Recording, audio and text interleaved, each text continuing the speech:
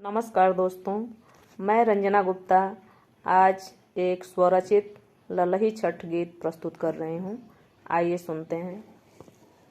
दुअरे पर पोखरा खनाइले घाट बनाइले घाट बनाइले हो, सखिया घटवा पर कुसवा गड़ाइले बेदिया बनाइले हो, सखिया घटवा पर कुसवा गड़ाइले बेदिया बनाइले हो।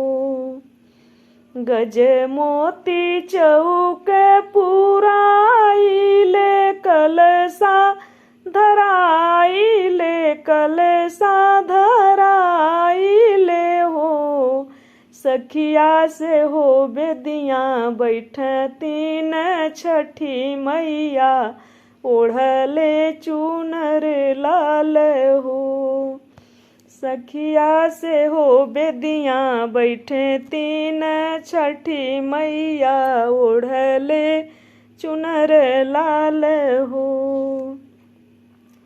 जब हम जनती तीन छठी मैया मोरे बेदियाँ आई हैं न हो, सखिया निहुरी निहुरी पाँव लगती मंगन कुछ मंगती न हो, सखिया निहुरी निहुरी पैया लगती मंगन कुछ मंगती न हो।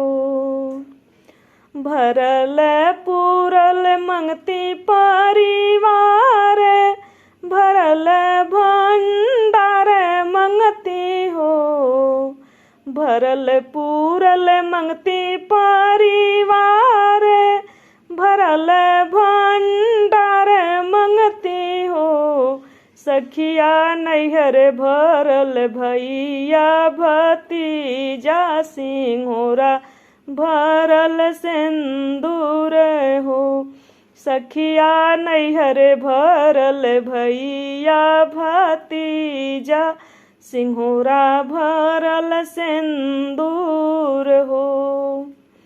अचल रखिया हमारो सोहाग भरल रखिया आंचल भरल रखिया आंचल हो, मैया रोग शोक दुख दूर करिह भगति दीह चरण में हो, मैया रोग शोक दुख दूर करिह भगति दीह चरण में हो। बबुआ बबुनिया के ज्ञान बुद्धि लमहर उमर दीहा लमहर उमर दीहा हो, मैया दया के नजर से निरखिह त भूल चूक माफ करिह हो। बबुआ बबुनिया के ज्ञान बुद्धि लमहर उमर दीहा लमहर उमर दीहा हो, मैया दया के नजर से निरखिह त भूल चूक माफ करिह हो, मैया दया के नजर से निरखिह त भूल चूक माफ करिह हो।